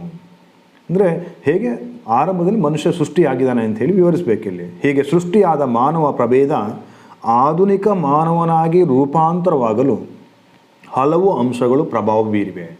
ಆಧುನಿಕ ಮಾನವನಾಗಿ ರೂಪಾಂತರವಾಗಲು ಹಲವು ಅಂಶಗಳು ಪ್ರಭಾವ ಬೀರುವುದನ್ನು ಗಮನಿಸ್ಬೋದು. ಹಾಗಾದರೆ ಆ ಅಂಶಗಳು ಯಾವ್ಯಾವುದು? ಪ್ರಮುಖವಾಗಿ 8 ಅಂಶಗಳನ್ನು ಈ ಕೆಳಗಿನಂತೆ ವಿವರಿಸಿದೆ. ಮೊದಲನೆಯದ್ದು, ಪ್ರಮುಖವಾಗಿ 8 ಅಂಶಗಳು. ಅದರಲ್ಲಿ ಈಗ ಮೊದಲನೆಯದ್ದು ವಾಯುಗುಣದ ಬದಲಾವಣೆ. ವಾಯುಗುಣದ ಬದಲಾವಣೆ. ವಾಯುಗುಣ ಹಾಗೂ ವಾತಾವರಣದ ಬದಲಾವಣೆಗಳು ಮಾನವನ ವಿಕಸನದ ಮೇಲೆ ಅತಿ ಹೆಚ್ಚಿನ ಪ್ರಭಾವ ಬೀರಿವೆ. ಕಳೆದ 6 ರಿಂದ 8 ಮಿಲಿಯನ್ ವರ್ಷಗಳಲ್ಲಿ ಸಾಮಾನ್ಯವಾಗಿ ಭೂಮಿ ತಂಪಾಗುವಿಕೆಯ ಪ್ರಕ್ರಿಯೆಗೆ ಒಳಪಟ್ಟು ತಂಪು ಹಾಗೂ ಒಣ ಹವಾಗುಣವು ಅರಣ್ಯಗಳನ್ನು ಕುಗ್ಗಿಸಿ ಬಯಲು ಮತ್ತು ಹುಲ್ಲುಗಾವಲುಗಳು ಹಾಗೂ ಮರುಭೂಮಿ ಪ್ರದೇಶಗಳನ್ನು ಹೆಚ್ಚಿಸಿತು. ತಂಪಾಗುವಿಕೆ ಪ್ರಕ್ರಿಯೆ ಮತ್ತು ಒಣ ಆಗುವಂಥ ಪ್ರಕ್ರಿಯೆಯಿಂದಾಗಿ ಭೂಮಿಯಲ್ಲಿ ಹಲವಾರು ಬದಲಾವಣೆಗಳಾಗ್ತವೆ. ಇದರಿಂದ ಸಸ್ಯ ಹಾಗೂ ಪ್ರಾಣಿಗಳಲ್ಲಿ ಆಹಾರಕ್ಕಾಗಿ ತೀವ್ರ ಪೈಪೋಟಿ ಆರಂಭವಾಯಿತು. ಯಾವ ಜೀವಜಾತಿಯು ಈ ವಾಯುಗುಣಕ್ಕೆ ಹೊಂದಿಕೊಂಡು ಆಹಾರ ಸಂಪಾದಿಸಲು ಸಶಕ್ತವಾದವೋ ಅವು ಬದುಕುಳಿದರೆ ಉಳಿದವುಗಳು ಅಳಿದವು. ಆಸ್ಟ್ರಲೋಪಿಥಿಕಸ್ ಪ್ರಜಾತಿಯು ಕ್ರಮೇಣ ಅಳಿದರೆ ಒಣ ವಾಯುಗುಣಕ್ಕೆ ಹೊಂದಿಕೊಂಡ ಹೋಮೋ ಅಥವಾ ಆರಂಭಿಕ ಮಾನವ ಬದುಕುಳಿದ. ಹೀಗೆ ಅನೇಕ ಪ್ರಭೇದಗಳಲ್ಲಿ ಬದುಕುಳಿಯಲು ಆದ ಬದಲಾವಣೆಗಳಿಗೆ ಭೂಮಿಯ ವಾಯುಗುಣವು ಪ್ರಮುಖವಾದ ಕಾರಣವಾಯಿತು. ಅಂದರೆ ಮನುಷ್ಯ ಪ್ರಭೇದಗಳ ಉಗಮ ಮತ್ತು ಅಳಿವಿಗೆ ವಾಯುಗುಣದ ಪ್ರಭಾವವು ಕಾಣಬಹುದು. ವಿವಿಧ ಪ್ರಭೇದಗಳ ಉಗಮ ಮತ್ತು ವಿಕಸನ ಹಾಗೂ ಅಸ್ತಿತ್ವ ಮತ್ತು ಅಳಿವಿಗೆ ಭೂಮಿಯ ವಾತಾವರಣ ಹಾಗೂ ವಾಯುಗುಣ ಪ್ರಮುಖ ಕಾರಣವಾಯಿತು. ಇನ್ನು ಎರಡನೆಯದು ಮೆದುಳಿನ ಗಾತ್ರದ ವೃದ್ಧಿ. ಪ್ರಕೃತಿಯ ಸವಾಲುಗಳನ್ನು ಎದುರಿಸಲು ಮಾನವ ಪ್ರಜಾತಿಯಲ್ಲಿ ದೊಡ್ಡ ಗಾತ್ರದ ಮತ್ತು ಸಂಕೀರ್ಣವಾದ ಮೆದುಳು ವಿಕಸನಗೊಂಡಿತು. ಪ್ರಕೃತಿಯಲ್ಲಿ ಬರುವಂಥ ಸವಾಲುಗಳನ್ನು ಎದುರಿಸಲಿಕ್ಕೆ ಮಾನವ ಪ್ರಜಾತಿಯಲ್ಲಿ ದೊಡ್ಡ ಗಾತ್ರದ ಮೆದುಳು ವಿಕಸನಗೊಳ್ಳುವುದನ್ನು ಕಾಣಬಹುದು. ಹೋಮೋ ಹ್ಯಾಬಿಲಿಸ್ ಪ್ರಜಾತಿಯು ಮೆದುಳಿನ ಗಾತ್ರವು 600 ಘನ ಸೆಂಟಿಮೀಟರ್ಗಳಾಗಿತ್ತು. ಹೋಮೋ ಹ್ಯಾಬಿಲಿಸ್ ಪ್ರಜಾತಿಯ ಮೆದುಳಿನ ಗಾತ್ರ 600 ಘನ ಸೆಂಟಿಮೀಟರ್ಗಳಾಗಿದ್ದರೆ ಚಿಂಪಾಂಜಿಗಳ ಮೆದುಳಿನ ಗಾತ್ರಕ್ಕಿಂತ ಇದು ಸ್ವಲ್ಪ ಮಾತ್ರವೇ ಹೆಚ್ಚಾಗಿತ್ತು. ಅಂದರೆ ಹೋಮೋ ಹ್ಯಾಬಿಲಿಸ್ ಮತ್ತು ಚಿಂಪಾಂಜಿಗಳ ಮೆದುಳಿನ ಗಾತ್ರ ಸುಮಾರು ಒಂದೇ ಗಾತ್ರವನ್ನು ಹೊಂದಿತ್ತು. ಹೋಮೋ ಎರೆಕ್ಟಸ್ ಪ್ರಜಾತಿಯು ಮೆದುಳು 800 ರಿಂದ 1100 cc. ಹೋಮೋ ಎರೆಕ್ಟಸ್ ಪ್ರಜಾತಿಯ ಮೆದುಳು 800 ರಿಂದ 1100 cc. ನಿಯಾಂಡರ್ ಮಾನವನ ಮೆದುಳು 1200 ರಿಂದ 1900 cc. ಹಾಗೂ ಇಂದಿನ ಹೋಮೋಸೆಫಿಯನ್ಸ್ ಅಥವಾ ಜಾಣ ಮಾನವನ ಮೆದುಳಿನ ಗಾತ್ರ ಸುಮಾರು 1400 cc ಸಾಮರ್ಥ್ಯವನ್ನು ಹೊಂದಿದೆ ಅಥವಾ ಗಾತ್ರವನ್ನು ಹೊಂದಿದೆ. ಇದು ಚಿಂಪಾಂಜಿಯ ಅಥವಾ ಗೊರಿಲ್ಲಾ ಮೆದುಳಿನ ದುಪ್ಪಟ್ಟು ಗಾತ್ರಕ್ಕಿಂತ ಹೆಚ್ಚು, ಅಂದರೆ 2 ಪಟ್ಟು ಗಾತ್ರಕ್ಕಿಂತ ಹೆಚ್ಚು ಮೆದುಳಿನ ಗಾತ್ರವನ್ನು ಹೊಂದಿದೆ. ಮೆದುಳಿನ ಗಾತ್ರದ ವೃದ್ಧಿಯಿಂದಾಗಿ ದೃಷ್ಟಿ ಸುಧಾರಣೆ, ನೇರ ಅಂಗವಿನ್ಯಾಸ, ದ್ವಿಪಾದ ಚಲನೆ, ಆಯುಧಗಳು ಅಥವಾ ಉಪಕರಣಗಳ ತಯಾರಿಕೆ, ಬೆಂಕಿಯ ಉಪಯೋಗ, ಯೋಜಿತ ಬೇಟೆ, ಆಹಾರ ಸಂಗ್ರಹಣೆ, ಭಾಷೆ ಮುಂತಾದವುಗಳು ಸಾಧ್ಯವಾಯಿತು. ಮೆದುಳಿನ ಗಾತ್ರದ ಬೆಳವಣಿಗೆ ಹಲವಾರು ಅಂಶಗಳ ಮೇಲೆ ಪ್ರಭಾವ ಬೀರುವುದನ್ನು ನಾವು ನೋಡ್ಬೋದು. ಇನ್ನು ಆಹಾರ ಮತ್ತು ಆಶ್ರಯ ತಾಣ. ಮೂರನೆಯದು ಆಹಾರ ಮತ್ತು ಆಶ್ರಯ ತಾಣ. ಹೋಮಿನಾಯ್ಡ್ಗಳು ಮರಗಳ ಮೇಲೆ ಜೀವಿಸುತ್ತಿದ್ದವು. ಮೊದಲೇ ನಾನು 5 ಅಂಕದ ಪ್ರಶ್ನೆಗಳಿಗೆ ಉತ್ತರ ಕೊಡುವ ವಿವರಿಸಿದ್ದೇನೆ. ಇಲ್ಲಿ 5 ಅಂಕದ ಪ್ರಶ್ನೆಗಳಿಗೆ ನೇರವಾಗಿ ಪ್ರಶ್ನೆ ಇರುವುದರಿಂದಾಗಿ ನೀವು ವಿವರಣೆಗಳನ್ನು ಜಾಸ್ತಿ ಕೊಡಬೇಕಾಗ್ತದೆ. ಅದರಲ್ಲಿ 10 ಅಂಕದ ಪ್ರಶ್ನೆಗೆ 8 ಅಂಶಗಳಿರುವುದಾಗಿ ಸ್ವಲ್ಪ ಅದನ್ನು ಕಡಿಮೆ ಮಾಡಿಕೊಳ್ಳಿ. ಹೋಮಿನಾಯ್ಡ್ಗಳು ಮರಗಳ ಮೇಲೆ ಜೀವಿಸುತ್ತಿದ್ದವು. ಗಿಡ ಮರಗಳು ಇವುಗಳಿಗೆ ಪರಭಕ್ಷಕಗಳಿಂದ ರಕ್ಷಣೆ ನೀಡುವ ಆಶ್ರಯ ತಾಣಗಳಾಗಿದ್ದವು. ಹೋಮಿನಾಯ್ಡ್ಗಳು ಬೀಜಗಳು, ಹಣ್ಣುಗಳು, ಗಡ್ಡೆಗಳು ಮುಂತಾದ ಆಹಾರವನ್ನು ಸಂಗ್ರಹಿಸುತ್ತಿದ್ದವು. ಹಾಗೂ ಹೋಮಿನಾಯ್ಡ್ಗಳು ಮಾಂಸಾಹಾರಿಗಳಾಗಿರಲಿಲ್ಲ. ಇನ್ನು ಹೋಮಿನಿಡ್ಗಳು. ಈ ಹೋಮಿನಿಡ್ಗಳು ಭೂಮಿಯ ಮೇಲೆ ಅಥವಾ ನೆಲದ ಮೇಲೆ ಹೊಂದಿಕೊಳ್ಳಲು ಪ್ರಾರಂಭಿಸಿದ್ವು. ವಾಯುಗುಣದ ಬದಲಾವಣೆಯಿಂದ ಆಹಾರ ಸಂಗ್ರಹಿಸಲು ಮರಗಿಡಗಳನ್ನು ಬಿಟ್ಟು ನೆಲದ ಮೇಲೆ ಬರುವುದು ಈ ಹೋಮಿನಿಡ್ಗಳಿಗೆ ಅನಿವಾರ್ಯವಾಗಿತ್ತು. ಹಾಗಾಗಿ ಭೂಮಿಯ ಮೇಲೆ ನಡೆದಾಡಲಿಕ್ಕೆ ಪ್ರಾರಂಭಿಸ್ತಾನೆ ಮತ್ತು ಹೆಚ್ಚು ಕಾಲ ನೆಲದ ಮೇಲೆ ನೆಲೆ ನಿಂತಿರುವುದಾಗಿ ನೆಲದ ಜೀವನಕ್ಕೆ ಹೊಂದಿಕೊಳ್ಳಲು ಹೋಮಿನಿಡ್ಗಳು ಗುಹೆಗಳು ಮತ್ತು ವಿಸ್ತರಿಸಿದ ಬಂಡೆಗಳನ್ನು ಆಶ್ರಯ ತಾಣಗಳನ್ನಾಗಿ ಮಾಡಿಕೊಂಡರು. ಗುಹೆಗಳು ಮತ್ತು ಬಂಡೆಗಳನ್ನು ಆಶ್ರಯ ತಾಣಗಳಾಗಿ ಮಾಡಿಕೊಂಡರು. ನಿಯಾಂಡರ್ ಮಾನವ ಗುಹೆಗಳನ್ನು ಆಶ್ರಯಿಸಿದ ಮೊದಲ ಮಾನವ ಪ್ರಜಾತಿಯು. ನಿಯಾಂಡರ್ ಮಾನವ ಗುಹೆಗಳನ್ನು ಆಶ್ರಯಿಸಿದ ಮೊದಲ ಮಾನವ ಪ್ರಜಾತಿ. ಆಹಾರದ ಕೊರತೆಯು ಆಹಾರ ಸಂಗ್ರಹಣೆಯ ಜೊತೆಗೆ ಸ್ವಾಭಾವಿಕವಾಗಿ ಸತ್ತ ಪ್ರಾಣಿಗಳನ್ನು ಇಲ್ಲವೇ ಪರಭಕ್ಷಕಗಳು ತಿಂದು ಉಳಿಸಿದ ಆಹಾರವನ್ನು ಬಳಸಲು ಆರಂಭಿಸಿದರು. ಪರಭಕ್ಷಕಗಳು ತಿಂದು ಉಳಿಸಿದ ಆಹಾರವನ್ನು ಬಳಸಲಿಕ್ಕೆ ಇವರು ಪ್ರಾರಂಭಿಸ್ತಾರೆ. ಮೂರನೇದ್ದು ಹೋಮಿನಿನ್ಗಳು. ಹೋಮಿನಿನ್ಗಳು ಅಂದರೆ ಆರ್ಕಾಯಿಕ್ ಮಾನವ ಪ್ರಜಾತಿ. ಅವು ಆಹಾರ ಸಂಗ್ರಹಣೆ ಮತ್ತು ಸತ್ತ ಪ್ರಾಣಿಗಳ ಸಂಗ್ರಹದ ಜೊತೆಗೆ ಯೋಜಿತವಾದ ಬೇಟೆ ಮತ್ತು ಮೀನು ಹಿಡಿಯುವುದನ್ನು ಆರಂಭಿಸಿದರು. ಸತ್ತ ಪ್ರಾಣಿಗಳನ್ನು ಸಂಗ್ರಹಿಸುವಂಥದ್ದು, ಆಹಾರ ಸಂಗ್ರಹಣೆ ಜೊತೆಗೆ ಯೋಜನಾಬದ್ಧವಾದ ಬೇಟೆ ಮತ್ತು ಮೀನು ಹಿಡಿಯುವುದನ್ನು ಪ್ರಾರಂಭಿಸಿದರು. ಯೋಜಿತ ಬೇಟೆ ಹಾಗೂ ದೊಡ್ಡ ಪ್ರಾಣಿಗಳನ್ನು ವಧಿಸಿರುವ ಅತ್ಯಂತ ಪ್ರಾಚೀನ ಕುರುಹುಗಳು 2 ಸ್ಥಳಗಳಲ್ಲಿ ಕಂಡುಬಂದಿವೆ. ಮೊದಲೇ ನಾನು ವಿವರಿಸಿದ್ದೇನೆ, ಇಲ್ಲಿ ಪುನಃ ವಿವರಣೆ ರಿಪೀಟ್ ಆಗ್ತಾ ಇದೆ. ಒಂದು ಇಂಗ್ಲೆಂಡಿನ ಬಾಕ್ಸ್ಗ್ರೋವ್ ಹಾಗೂ ಎರಡನೇದು ಜರ್ಮನಿಯ ಶಾನಿಂಜೆನ್. ಈ 2 ಪ್ರದೇಶಗಳಲ್ಲಿ ಯೋಜಿತ ಬೇಟೆ ಹಾಗೂ ದೊಡ್ಡ ಪ್ರಾಣಿಗಳನ್ನು ವಧಿಸಿರುವ ಅತ್ಯಂತ ಪ್ರಾಚೀನ ಕುರುಹುಗಳು ದೊರೆತಿವೆ. ಸೊ ಹೀಗೆ ಮನುಷ್ಯ ಬೃಹತ್ ಗಾತ್ರದ ಬೇಟೆಯಾಡುವ ಪ್ರಕ್ರಿಯೆಯನ್ನು ಪ್ರಾರಂಭಿಸಿದ. ಹೆಚ್ಚಿನ ಆಹಾರ ದೊರೆಯುತ್ತಿದ್ದ ನದಿ ಹಾಗೂ ಕೆರೆ ಕೊಳ್ಳಗಳಂತಹ ಸ್ಥಳಗಳಿಗೆ ಮೇಲಿಂದ ಮೇಲೆ ಭೇಟಿ ನೀಡಲು ಆರಂಭಿಸಿದ ಆರ್ಕಾಯಿಕ್ ಮಾನವರು ಅವುಗಳ ಸಮೀಪ ಆಶ್ರಯಕ್ಕಾಗಿ ಯಾವುದೇ ಗುಹೆಗಳು ಇಲ್ಲದೆ ಅಥವಾ ವಿಸ್ತರಿಸಿದ ಬಂಡೆಗಳು ದೊರೆಯದೇ ಹೋದಾಗ, ಅಂದರೆ ನದಿ ಬಯಲುಗಳಲ್ಲಿ ಬೃಹತ್ ಗಾತ್ರದ ಗುಹೆಗಳು ಅಥವಾ ವಿಸ್ತರಿಸಿದ ಬಂಡೆಗಳು ದೊರೆಯದೆ ಹೋದಾಗ ದೊಡ್ಡ ಪ್ರಾಣಿಗಳ ಅಸ್ಥಿಪಂಜರ, ಕಟ್ಟಿಗೆ, ಕಲ್ಲು, ಹುಲ್ಲು ಮುಂತಾದವನ್ನು ಉಪಯೋಗಿಸಿ ಆಶ್ರಯ ತಾಣಗಳನ್ನು ಬಯಲಲ್ಲಿ ನಿರ್ಮಿಸಲು ಆರಂಭಿಸಿದರು. ನಿರ್ಮಿಸಲಿಕ್ಕೆ ಪ್ರಾರಂಭಿಸಿದರು. ಅಂದರೆ ಪ್ರಾಣಿಗಳ ಅಸ್ಥಿಪಂಜರ, ಕಟ್ಟಿಗೆ, ಕಲ್ಲು, ಹುಲ್ಲು ಮುಂತಾದವನ್ನು ಉಪಯೋಗಿಸಲಿಕ್ಕೆ ಪ್ರಾರಂಭಿಸ್ತಾರೆ. ಹೀಗೆ ಮಾನವ ಪ್ರಜಾತಿಯು ತನ್ನ ಪ್ರಯಾಣವನ್ನು ಮರಗಳ ಮೇಲೆ ಆರಂಭಿಸಿ ಗುಹೆಗಳಲ್ಲಿ ಮುಂದುವರೆದು ಬಯಲುಗಳಲ್ಲಿ ಕಟ್ಟಡಗಳನ್ನು ನಿರ್ಮಿಸುವ ಹಂತಕ್ಕೆ ಬಂದು ತಲುಪಿತು. ಇದು ಆಶ್ರಯ ತಾಣಗಳಿಗೆ ಸಂಬಂಧಪಟ್ಟಂತೆ. 4ನೇದ್ದು ದ್ವಿಪಾದ ಚಲನೆ ಅಥವಾ ಬೈಪೆಡಲಿಸಮ್. ದ್ವಿಪಾದ ಚಲನೆ ಕುರಿತು ಸಹ ನಾನು ಮೊದಲೇ ವಿವರಿಸಿದ್ದೇನೆ. ಇಲ್ಲಿ ಪ್ರಮುಖವಾಗಿ ಹೋಮಿನಾಯ್ಡ್ಗಳು ಚತುಷ್ಪಾದಿಗಳಾಗಿದ್ದವು. ಅಂದರೆ 4 ಕಾಲುಗಳನ್ನು ಉಪಯೋಗಿಸಿ ಚಲಿಸುತ್ತಿದ್ವು. ಆದರೆ ಮುಂಗಾಲುಗಳು ಸಡಿಲವಾಗಿ ಹಾಗೂ ಬಾಗಿಸಲು ಬರುವಂತಿತ್ತು. ಮುಂಗಾಲುಗಳು ಸಡಿಲ ಅಥವಾ ಫ್ಲೆಕ್ಸಿಬಲ್ ಆಗಿದ್ವು. ಆದರೆ ಈ ಹೋಮಿನಿನ್ಗಳು ಬೈಪೆಡಲಿಸಮ್ ಅಥವಾ ದ್ವಿಪಾದ ಚಲನೆಯನ್ನು ಅಳವಡಿಸಿಕೊಳ್ತವೆ. ಹೋಮಿನಿಡ್ಗಳು ಕ್ರಮೇಣ ನೇರ ಅಂಗರಚನೆಯನ್ನು ಹೊಂದಿದರೆ ಹೋಮಿನಿನ್ಗಳು ದ್ವಿಪಾದ ಚಲನೆಯನ್ನು ರೂಢಿಸಿಕೊಂಡವು.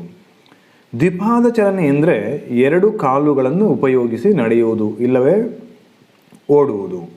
2 ಕಾಲುಗಳನ್ನು ಉಪಯೋಗಿಸಿ ನಡೆಯುವುದು ಇಲ್ಲವೇ ಓಡುವುದನ್ನು ದ್ವಿಪಾದ ಚಲನೆ ಅಂಥೇಳಿ ಕರೆಯಲಾಗ್ತದೆ, ಅಥವಾ ಇದನ್ನು ಬೈಪೆಡಲಿಸಮ್ ಅಂತೇಳಿ ಕರೀತಾರೆ. ದ್ವಿಪಾದ ಚಲನೆಗೆ ಅನುಕೂಲಕರವಾಗಿ ಅಸ್ಥಿಪಂಜರದ ವಿನ್ಯಾಸ ಹಾಗೂ ಸ್ನಾಯುಗಳು ಸಹ ಮಾರ್ಪಾಟುಗೊಂಡವು. ದ್ವಿಪಾದ ಚಲನೆ ಮುಂಗಾಲುಗಳನ್ನು ಸ್ವತಂತ್ರಗೊಳಿಸಿತು. ದ್ವಿಪಾದ ಚಲನೆಯಿಂದಾಗಿ ಮುಂಗಾಲುಗಳು ಸ್ವತಂತ್ರವಾಗಿ ಕೈಗಳಾಗಿ ಬೆಳವಣಿಗೆ ಆಯಿತು. ಹಾಗಾಗಿ ಕೈಗಳು ಸ್ವತಂತ್ರವಾಗುವುದನ್ನು ಕಾಣ್ಬೋದು.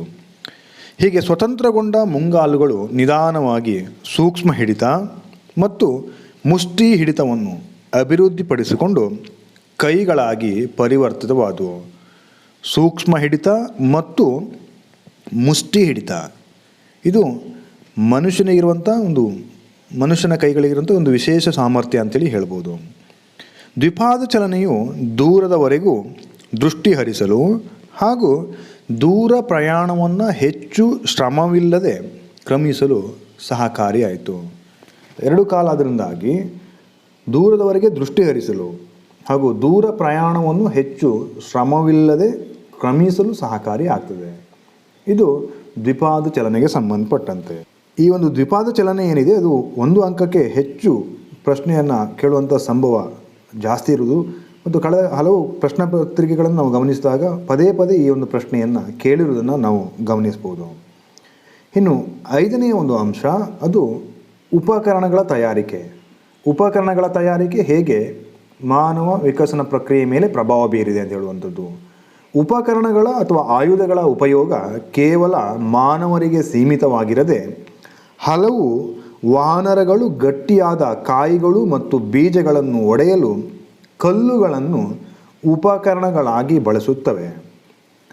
ಆದರೆ ಮಾನವನ ಉಪಕರಣಗಳ ಬಳಕೆಯು ವಾನರಗಳ ಉಪಕರಣಗಳ ಬಳಕೆಗಿಂತ ಬಹಳ ಸುಧಾರಿತವಾದುದು. ಕಟ್ಟಿಗೆ, ಮೂಳೆ ಮತ್ತು ಶಿಲೆಗಳನ್ನು ಉಪಯೋಗಿಸಿ ಉಪಕರಣಗಳನ್ನು ತಯಾರಿಸಲಾಗ್ತಿತ್ತು. ಪ್ರಮುಖವಾಗಿ ಪ್ರಾರಂಭದ ಮನುಷ್ಯ ಕಟ್ಟಿಗೆ, ಮೂಳೆ ಮತ್ತು ಶಿಲೆಗಳನ್ನು ಉಪಯೋಗಿಸಿ ಉಪಕರಣಗಳನ್ನು ತಯಾರಿಸ್ತಿದ್ದ. ಕಲ್ಲಿನ ಉಪಕರಣಗಳ ಬಳಕೆಯನ್ನು ಇತಿಹಾಸದಲ್ಲಿ ಶಿಲಾಯುಗ ಎಂದು ಕರೆಯಲಾಗ್ತದೆ. ಮನುಷ್ಯ ಕಲ್ಲಿನ ಉಪಕರಣಗಳನ್ನು ಉಪಯೋಗಿಸುತ್ತಿದ್ದ ಕಾಲವನ್ನು ಶಿಲಾಯುಗ ಎಂದು ಕರೆಯಲಾಗ್ತದೆ ಮತ್ತು ಅದನ್ನು ಇತಿಹಾಸದಲ್ಲಿ ಶಿಲಾಯುಗ ಎಂದು ಅಭ್ಯಾಸ ಮಾಡಲಾಗ್ತದೆ. ಅತ್ಯಂತ ಪುರಾತನ ಉಪಕರಣಗಳು ಇಥಿಯೋಪಿಯಾದ ಓಲ್ಡವಾನ್ ಶಿಲಾಯುಧಗಳು. ಓಲ್ಡವಾನ್ ಶಿಲಾಯುಧಗಳು ದೊರೆತಿರುವಂಥ ಅತ್ಯಂತ ಪುರಾತನ ಉಪಕರಣಗಳು. ಆಸ್ಟ್ರಲೋಪಿಥಿಕಸ್ ನೈಸರ್ಗಿಕವಾಗಿ ದೊರೆಯುವ ಶಿಲೆಗಳನ್ನು ಆಯುಧವಾಗಿ ಮೊದಲಿಗೆ ಬಳಸಿದ ಪ್ರಜಾತಿಯಾಗಿದೆ. ಹಾಗೆ ನೈಸರ್ಗಿಕ ಶಿಲೆಗಳನ್ನು ಆಯುಧಗಳನ್ನಾಗಿ ತಯಾರಿಸಿ ಬಳಸಿದ ಪ್ರಜಾತಿಯು ಹೋಮೋ ಹೆಬಿಲಸ್ ಎಂದು ಗುರುತಿಸಲಾಗಿದೆ. ಇನ್ನು ಆರನೇ ಅಂಶ ಭಾಷೆ. ಯೋಜಿತ ಬೇಟೆಗೆ ಸಹಕಾರದ ಅವಶ್ಯಕತೆ ಇತ್ತು. ಇದಕ್ಕಾಗಿ ಆರಂಭಿಕ ಮಾನವರು ಸಂಜ್ಞೆಗಳನ್ನು ಹಾಗೂ ಕ್ರಮೇಣ 2 ಅಥವಾ 3 ಶಬ್ದಗಳ ಉಚ್ಚಾರಗಳನ್ನು ಮಾಡಲು ಆರಂಭಿಸಿದರು. ಅಂದರೆ ಯೋಜಿತ ಬೇಟೆಗಾಗಿ ಪರಸ್ಪರ ಸಂವಹನದ ಅವಶ್ಯಕತೆ ಇದರಿಂದಾಗಿ 2 ಅಥವಾ 3 ಶಬ್ದಗಳ ಉಚ್ಚಾರಣೆಗಳನ್ನು ಪ್ರಾರಂಭಿಸ್ತಾರೆ. ಈ ರೀತಿಯ ಅಪಕ್ವ ಸಂಪರ್ಕ ನಿಧಾನವಾಗಿ ಸುಧಾರಣೆಗೊಳ್ಳುತ್ತಾ ಕಾಲಕ್ರಮೇಣ ವಿವಿಧ ಉಚ್ಚಾರಣೆಗಳು ಮತ್ತು ಶಬ್ದಗಳನ್ನು ರೂಢಿಸಿ ಭಾಷೆಯ ಉಗಮಕ್ಕೆ ಕಾರಣರಾದರು. ಮೆದುಳಿನ ಗಾತ್ರದ ಏರಿಕೆಯು ಭಾಷೆಯ ಅಭಿವೃದ್ಧಿಯಲ್ಲಿ ಪ್ರಮುಖ ಪಾತ್ರ ವಹಿಸಿತು. ಅಂದರೆ ಮೆದುಳಿನ ಬೆಳವಣಿಗೆಯು ಭಾಷೆಯ ಬೆಳವಣಿಗೆ ಮೇಲೆ ಪ್ರಭಾವ ಬೀರಿದೆ. ಭಾಷೆಯ ಅಭಿವೃದ್ಧಿಗೆ ಅಲ್ಪಾವಧಿ ಸ್ಮೃತಿಯ ಅವಶ್ಯಕತೆ ಇತ್ತು. ಹಲವು ಶಬ್ದ, ಆಲೋಚನೆ, ತರ್ಕ ಮತ್ತು ಸಂಜ್ಞೆಗಳ ಕ್ರಮಬದ್ಧ ಸಂಯೋಜನೆಗಳನ್ನು ಮಾನವನ ಮೆದುಳು ನೆನಪಿಟ್ಟುಕೊಂಡು ಬಳಸಲು ಆರಂಭಿಸಿದ್ದರಿಂದ ಭಾಷೆ ಉಗಮಿಸಿತು. ಹಾಗಾಗಿ ನಮ್ಮ ಮೆದುಳಿನ ಸ್ಮೃತಿಯ ಪ್ರಮಾಣದ ಮೇಲೆಯೂ ಭಾಷೆ ಬೆಳವಣಿಗೆ ಆಗ್ತದೆ. ಭಾಷೆಯ ಬಳಕೆ ಮೆದುಳನ್ನು ಉದ್ದೀಪಿಸಿ ಮತ್ತಷ್ಟು ವಿಕಸನಕ್ಕೆ ಕಾರಣವಾಯಿತು. ಹಾಗಾಗಿ ಭಾಷೆಯ ಬಳಕೆಯು ಮೆದುಳಿನ ಬೆಳವಣಿಗೆಗೆ ಉದ್ದೀಪನಗೊಳಿಸಲಿಕ್ಕೆ ಕಾರಣವಾಗ್ತದೆ. ಇನ್ನು 7ನೇಯದ್ದು ಪಶುಪಾಲನೆ ಮತ್ತು ಕೃಷಿಯ ಆರಂಭ. 5 ಅಂಕದ ಪ್ರಶ್ನೆಗೆ ಹೇಳುವಾಗ ವಿವರಿಸಿದ್ದೇನೆ. ಇದನ್ನು ನೀವು ಸ್ವಲ್ಪ ಕಡಿಮೆ ಪ್ರಮಾಣದಲ್ಲಿ ಪುನಃ ವಿವರಿಸಿ. ಮಾನವನ ವಿಕಸನ ಪ್ರಕ್ರಿಯೆಯಲ್ಲಿ ಮೊದಲಿಗೆ ಪಶುಪಾಲನೆ ಪ್ರಾರಂಭವಾಗಿ ಆನಂತರ ಕೃಷಿ ಚಟುವಟಿಕೆಗಳು ನಡೆದವು. ಪಶುಪಾಲನೆಯ ಆರಂಭದಿಂದಾಗಿ ಆಹಾರವು ಸದಾ ಅವರೊಂದಿಗಿತ್ತು. ನಾಯಿಯು ಮಾನವರಿಂದ ಪಳಗಿಸಲ್ಪಟ್ಟ ಮೊದಲ ಪ್ರಾಣಿ ಎಂದು ನಂಬಲಾಗಿದೆ. ನಾಯಿಯ ಬಳಿಕ ಕುರಿ, ಮೇಕೆ, ಹಸು, ಬೆಕ್ಕು, ಒಂಟೆ ಮತ್ತು ಕುದುರೆಗಳನ್ನು ಪಳಗಿಸಲು ಮನುಷ್ಯ ಪ್ರಾರಂಭಿಸಿದ. ಹೀಗೆ ಪಶುಪಾಲನೆಯ ಪ್ರಾರಂಭವಾಗ್ತದೆ. ನಂತರ ಮಾನವನ ವಿಕಾಸದ ಇತಿಹಾಸದಲ್ಲಿ ಕೃಷಿಯ ಆರಂಭವನ್ನು ಕ್ರಾಂತಿಕಾರಕ ಬದಲಾವಣೆ ಎನ್ನಬಹುದು. ಇದು ನವಶಿಲಾಯುಗದ ಪ್ರಮುಖ ಅಂಶವಾಗಿದೆ. ಕೃಷಿಯ ಆರಂಭ ಒಂದು ಕ್ರಾಂತಿಕಾರಕ ಬದಲಾವಣೆ ಮತ್ತು ಇದು ನವಶಿಲಾಯುಗದ ಪ್ರಮುಖ ಅಂಶವಾಗಿದೆ. ಕೃಷಿ ಮಾನವನನ್ನು ಕೃಷಿ ಭೂಮಿಯ ಬಳಿ ನೆಲೆಸುವಂತೆ ಮಾಡಿತು. ಈ ನೆಲೆಸುವಿಕೆ ಗ್ರಾಮಗಳ ಉದಯಕ್ಕೆ ಕಾರಣವಾಯಿತು. ಈ ಗ್ರಾಮ ಹಾಗೂ ನಗರಗಳು ನಾಗರಿಕತೆಗಳ ತಳಪಾಯಗಳಾದವು ಅಥವಾ ಅಡಿಪಾಯಗಳಾದವು. ಈ ರೀತಿಯಲ್ಲಿ ಪಶುಪಾಲನೆ ಮತ್ತು ಕೃಷಿಯ ಪ್ರಾರಂಭ ಮನುಷ್ಯನ ವಿಕಸನದ ಮೇಲೆ ಪ್ರಭಾವ ಬೀರಿದೆ. ಇನ್ನು 8ನೆಯದ್ದು ಕಲೆ. ಮೂರ್ತಿಗಳನ್ನು ಮಾಡುವ ಕಲೆ, ಚಿತ್ರಕಲೆ ಮುಂತಾದವು ಮಾನವ ವಿಕಾಸದ ಕೊನೆಯ ಹಂತದಲ್ಲಾಗಿದೆ. ಚಿತ್ರಕಲೆ, ಕಲೆ ಮುಂತಾದವುಗಳ ಬೆಳವಣಿಗೆ ಮಾನವ ವಿಕಾಸದ ಕೊನೆಯ ಹಂತದಲ್ಲಿ ನಾವು ಕಾಣ್ಬೋದು. ಇದಕ್ಕೆ ಪ್ರಮುಖ ಕಾರಣ ಅಂತ ಹೇಳಿದರೆ ಕೃಷಿಯ ಪ್ರಾರಂಭದಿಂದಾಗಿ ಮನುಷ್ಯನಿಗೆ ಹೇರಳವಾಗಿ ಆಹಾರ ವಸ್ತುಗಳು ದೊರೆತಿರುವುದಾಗಿ, ವಿರಾಮದ ಸಮಯ ಮನುಷ್ಯನಿಗೆ ದೊರೆತಿರುವುದಾಗಿ ಕಲೆಯ ಬೆಳವಣಿಗೆಯನ್ನು ಗಮನಿಸ್ಬೋದು. ಏಷ್ಯಾ, ಯುರೋಪ್ ಹಾಗೂ ಆಫ್ರಿಕಾದ ಅನೇಕ ಸ್ಥಳಗಳಲ್ಲಿ ಹಲವು ಕಲಾಕೃತಿಗಳು ದೊರೆತಿವೆ. ಏಷ್ಯಾ, ಯುರೋಪ್ ಹಾಗೂ ಆಫ್ರಿಕಾದ ಅನೇಕ ಸ್ಥಳಗಳಲ್ಲಿ ಹಲವಾರು ಕಲಾಕೃತಿಗಳು ದೊರೆತಿರುವುದನ್ನು ಕಾಣಬಹುದು. ಚಿಕ್ಕ ಆಕೃತಿಗಳು ಹಾಗೂ ಅಲಂಕಾರಿಕ ವಸ್ತುಗಳನ್ನು ಕಲ್ಲು, ಮೂಳೆ ಹಾಗೂ ಸಾರಂಗದ ಕೊಂಬುಗಳಿಂದ ಕೊರೆದು ಮಾಡಲಾಗ್ತಿತ್ತು. ಆಕೃತಿಗಳನ್ನು, ಅಲಂಕಾರಿಕ ವಸ್ತುಗಳನ್ನು ತಯಾರು ಮಾಡುವಾಗ ಕಲ್ಲು, ಮೂಳೆ ಮತ್ತು ಸಾರಂಗದ ಕೊಂಬುಗಳನ್ನು ಕೊರೆದು ಮಾಡಲಾಗ್ತಿತ್ತು. ಗುಹೆಗಳಲ್ಲಿ ಸಾಮಾನ್ಯವಾಗಿ ಪ್ರಾಣಿಗಳು ಅಥವಾ ಬೇಟೆಯಾಡುತ್ತಿರುವ ಚಿತ್ರಗಳನ್ನು ರಚಿಸಲಾಗಿದೆ. ನೀರಿನಲ್ಲಿ ಇದ್ದಿಲನ್ನು ಕರಗಿಸಿದ ಮಿಶ್ರಣದ ಜೊತೆ ರಕ್ತ, ಪ್ರಾಣಿಗಳ ಕೊಬ್ಬು ಮುಂತಾದವುಗಳನ್ನು ಚಿತ್ರ ರಚನೆಯಲ್ಲಿ ಬಣ್ಣಗಳಾಗಿ ಬಳಸಲಾಗ್ತಿತ್ತು. ಕಲೆಯು ಅಂದಿನ ಮಾನವರಿಗೆ ಮನರಂಜನೆ, ಶಾಸ್ತ್ರವಿಧಿ ಅಥವಾ ಮಾಂತ್ರಿಕ ಉದ್ದೇಶಗಳಿಗಾಗಿ ಬಳಕೆಯಾಗ್ತಿತ್ತು. ಕಲೆಯ ಮುಖ್ಯ ಉದ್ದೇಶ ಆ ಕಾಲಕ್ಕೆ ಮನರಂಜನೆ ಮತ್ತು ಕೆಲವು ಶಾಸ್ತ್ರ ವಿಧಿಗಳಿಗೋಸ್ಕರ ಹಾಗೂ ಮಾಂತ್ರಿಕ ಉದ್ದೇಶಗಳಿಗಾಗಿ ಬಳಕೆಯಾಗುತ್ತಿತ್ತು ಅಂತೇಳಿ ಅಭಿಪ್ರಾಯಪಡಲಾಗ್ತದೆ. ಈ ರೀತಿಯಲ್ಲಿ ಮನುಷ್ಯನ ವಿಕಸನ ಪ್ರಕ್ರಿಯೆಯಲ್ಲಿ ಪ್ರಮುಖವಾಗಿ 8 ಅಂಶಗಳು ಮನುಷ್ಯನ ಮೇಲೆ ಪ್ರಭಾವ ಬೀರಿವೆ. ಉಪಸಂಹಾರ. ಈ ರೀತಿಯಲ್ಲಿ ಮಾನವನ ವಿಕಸನ ಪ್ರಕ್ರಿಯೆ ಹಲವು ಮಿಲಿಯನ್ ವರ್ಷಗಳ ಕಾಲ ನಡೆದಿದ್ದು ಬೇರೆ ಬೇರೆ ಅಂಶಗಳು ಪ್ರಭಾವ ಬೀರಿವೆ. ಹಲವಾರು ಅಂಶಗಳು ಮನುಷ್ಯನ ವಿಕಸನ ಪ್ರಕ್ರಿಯೆ ಮೇಲೆ ಪ್ರಭಾವ ಬೀರಿವೆ. ವಾಯುಗುಣದ ಬದಲಾವಣೆ, ಆಹಾರ ಮತ್ತು ಆಶ್ರಯ ತಾಣಗಳು, ಪಶುಸಂಗೋಪನೆ, ಕೃಷಿ ಮುಂತಾದವು ಅಥವಾ ಮೊದಲಾದವುಗಳು ಮಾನವನ ವಿಕಸನದಲ್ಲಿ ಬಹುಮುಖ್ಯವಾದಂತಹ ಪಾತ್ರವನ್ನು ನಿರ್ವಹಿಸಿವೆ. ಹಾಗೆಯೇ ಈ ಮೇಲಿನ ಅಂಶಗಳು ಮಾನವ ಇತರೆ ಜೀವಿಗಳಿಗಿಂತ ಭಿನ್ನ ಮತ್ತು ಬುದ್ಧಿವಂತ ಪ್ರಾಣಿಯಾಗಿ ಬೆಳೆಯಲು ಸಹಾಯಕವಾದವು. ಬೇರೆ ಪ್ರಾಣಿಗಳಿಗಿಂತ ಮನುಷ್ಯ ವಿಭಿನ್ನವಾದಂತಹ ಮತ್ತು ವಿಶೇಷವಾದಂತಹ ಬುದ್ಧಿವಂತ ಪ್ರಾಣಿಯಾಗಿ ಬೆಳೆಯಲಿಕ್ಕೆ ಸಹಕಾರಿಯಾದವು. ವಿದ್ಯಾರ್ಥಿಗಳೇ, ಇಲ್ಲಿಗೆ ಈ ಒಂದು 2ನೇ ಅಧ್ಯಾಯಕ್ಕೆ ಸಂಬಂಧಪಟ್ಟಂತೆ 5 ಅಂಕದ ಮತ್ತು 10 ಅಂಕದ ಪ್ರಶ್ನೆಗಳಿಗೆ ಉತ್ತರಗಳನ್ನು ವಿವರಣೆಯನ್ನು ನಾನು ಮುಗಿಸ್ತಾ ಇದ್ದೇನೆ. ಮುಂದಿನ ದಿನಗಳಲ್ಲಿ 3ನೇ ಅಧ್ಯಾಯಕ್ಕೆ ಸಂಬಂಧಪಟ್ಟಂತಹ ಪ್ರಶ್ನೋತ್ತರಗಳನ್ನು ನಿಮ್ಮ ಮುಂದೆ ಪ್ರಸ್ತುತಪಡಿಸುತ್ತೇನೆ. ಈ ಇತಿಹಾಸ ದೀಪಿಕಾ ಚಾನಲನ್ನು ಲೈಕ್ ಮಾಡಿ, ಶೇರ್ ಮಾಡಿ, ಸಬ್ಸ್ಕ್ರೈಬ್ ಮಾಡಿ ಮತ್ತು ಬೆಲ್ ಬಟನನ್ನು ಕ್ಲಿಕ್ ಮಾಡಿ. ಎಲ್ಲರಿಗೂ ಧನ್ಯವಾದಗಳು.